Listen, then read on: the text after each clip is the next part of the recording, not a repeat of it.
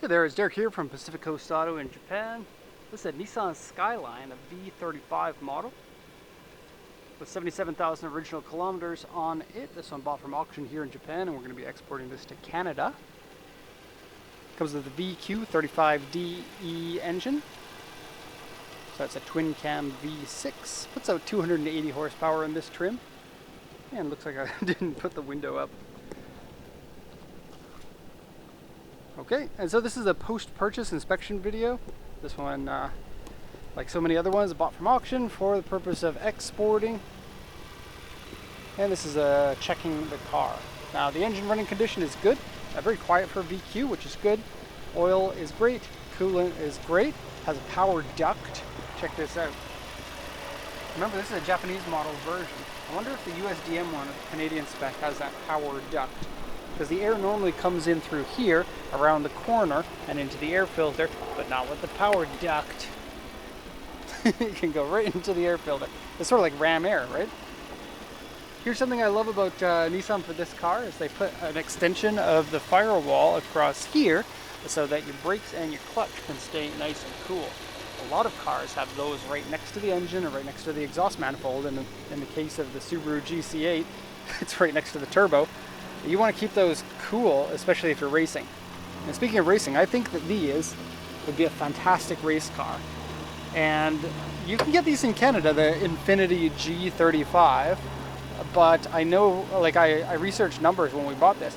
You can bring them in from Japan for cheaper, especially the low mileage ones. I looked at which ones were available in Canada. Most of them were 150 to 200,000 kilometers for the 6-speed manual one, which this one is. And it's really hard to find a low mileage version in Canada. This one's 77,000 original kilometers. I'll go and turn the engine off, and then we'll take a look at the auction inspection sheet. This is very similar to the Fairlady or the Nissan 350Z. Basically, this is like a 4-seat version of the Z, and weighs about 90 kilograms more than the Z. Has the same engine, suspension, transmission, gearing. And now that I turned the car off, I can't I can't put the window up. Oh well. It's gonna bother me, but oh well. I'll live. So this one, 2003, 77,000 kilometers. Now this one bought for the customer at auction. They can choose whichever car that they want to make sure that the mileage is authentic. This one does have authentic mileage. This is the original auction inspection sheet. Auction rate 4 with an interior C. I think interior C is being a little bit hard. I didn't really find anything that I didn't like on the interior, and the exterior is quite good. Carzaria Navi is aftermarket, has TV tuner in it. Well, that would only work in Japan. Toll collection box. Bluetooth. Wow. Fujitsubo exhaust. It's a really nice sounding exhaust, and I think it will sound really good while driving it. Xenon headlights and fog lights. Front under arrow, I think that's just original parts. Rear spoiler, again original. Leather steering wheel purchased from user. 18-inch wheels, those are original I believe. And then Brembo brake calipers, again original parts. And then I know in the Fairlady, the Brembo brakes were only on the version S or the version ST. And this is a 350GT version of the Skyline. It could be that the Brembos were also an option, or they were available on all of the 350GTs. I don't know. Okay, what else we got? The report from the inspector. So he says interior is dirty and scratched. Steering wheel wear. Seat side is saggy. Wheels scratched. Rear panel, one section is dented and various scratches and dents. The rear panel is the metal that goes underneath the rear bumper. And one of the kind of big problems of this car, if you want to call it a big problem, is that the rear bumper is dented pretty badly.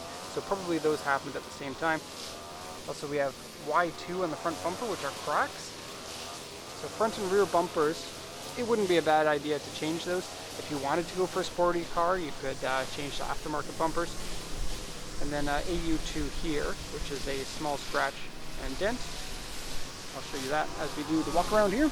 They're doing lawn mowing on Mini Mount Fuji there.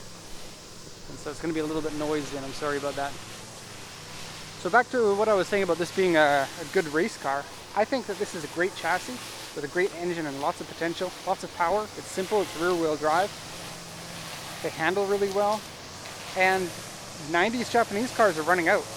You're not able to find too many good 90s Japanese cars, and it's really Nissan with this and the Fairlady that were the only car company that had significant numbers back in like the mid 2000s. And so nowadays we have like the new Supra, a new 8.6, and a number of other high performance great cars, Type Rs and stuff.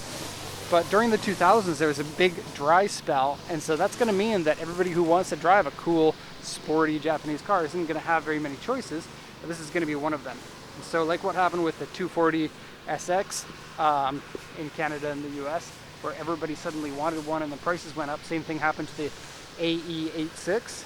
I think the same thing's going to happen with these. They'll be one of your only, 6-speed manual rear-wheel drive cars. It's not going to be silly priced like the S2000s are.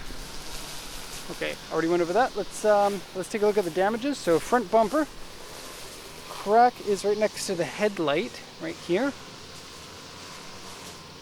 Okay, there are some minor little scratches there, or like these ones are cracks, scratch, and then a number of rock chips you might be able to see. Some of it is just going to be dirt, some of it is rock chips. Wouldn't be a bad idea to get this repaired and then put back on. It's paint peeling right here.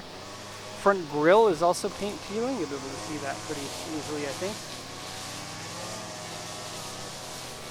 Okay, these come in 4 doors and 2 doors. I kind of think that the 4 door is quite ugly, but the 2 door is quite good looking, which is weird. Skylines, for as long as I can remember, were both 4 door and 2 doors, and they generally would look really similar up until about the 33 and 34 started looking kind of different. Hood is good, nice fastback shape. A big bum with kind of a small trunk for how big the bum is. Kind of super Mark IV like. Good looking spoiler. I'd be interested to know if this spoiler was available worldwide, or if it was just a Skyline thing. Okay. Same thing goes with the taillights. I'm not sure if this is exactly what the taillights look like worldwide. They have a ring of LEDs in here. Here's the Fujitsu exhaust, and it's full back exhaust, like full size, not just cat back. And yeah, really good sound while idling and up to about 4,500 RPM at standstill.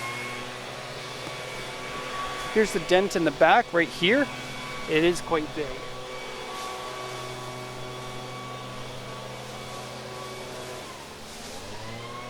Okay, and then not mentioned on the auction sheet, there's an ouchie down here.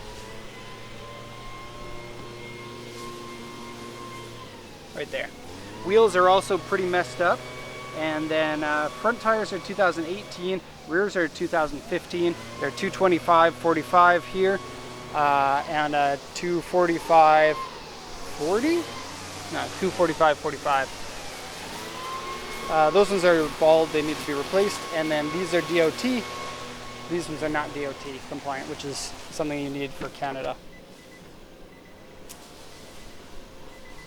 Okay, so door cards are pretty normal. They actually, in my opinion, look better than the Fairlady ones, but I believe that this is a design flaw. This part here looks like it's really easy to scratch, and there's more of this plastic on the dashboard.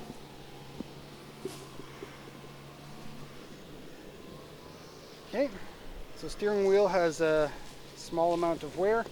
Seats are power in this. I guess this was meant to be a higher luxury than the Fairlady, if Nissan was trying to differentiate them. This was exactly at the time where Nissan was just about to go out of business for being stupid at making cars. That's kind of a mean way to put it. Here's the saggy part of the seat. They were making good cars during a time where it was starting to become too expensive to make good cars. And when you make like a Skyline and a Fairlady that compete with one another, you're kind of increasing your costs in a way that you don't need to do that anymore. So most manufacturers won't do something like that anymore. But it was very popular. Like, people know about the Sprinter Trudeau and the Levin, basically the same car with different headlights competing against one another. It's kind of silly. So you can see there at the moment 77,341 kilometers. It's a climate control AC. It tells you your outside temp there, and then inside temp will be there when you turn on the AC. Let's just do that. Turn that on. There you go. And so you can set the temperature there and the fan speed. All pretty easy and nice. Okay, so here's a scratch here, and there's more scratches down here. It is less than I've seen on many of the Skylines that I have seen. and then the shift knob has more wear on it than most. And it's a reasonably sporty short throw on it. Place for your ash and a place for your stuff. And this is actually pretty deep. Your hand goes right in. And then another place that's for your wallet. What do we got here? I think pretty well designed. There's two glove boxes. And then the line here is pretty high, and so it feels a little bit awkward if you're used to driving cars from the 80s or 90s. USB, power seats work. No floor mats, and it looks like some of the floor carpet is ripped there, so you're going to need some new floor mats. The ones that you can buy in Canada obviously aren't going to work because this is a right-hand drive vehicle. You can either get them custom made or buy them from Japan to get them shipped in. Seats are more comfortable and like feels like a higher quality seat than the Fairlady. And rear seats, oh, don't do that. Okay, well, it does that. Like a Maserati. Ooh. I wanted to get into the back to see how much room that I would have. Likewise, not much in the way of floor mats back here.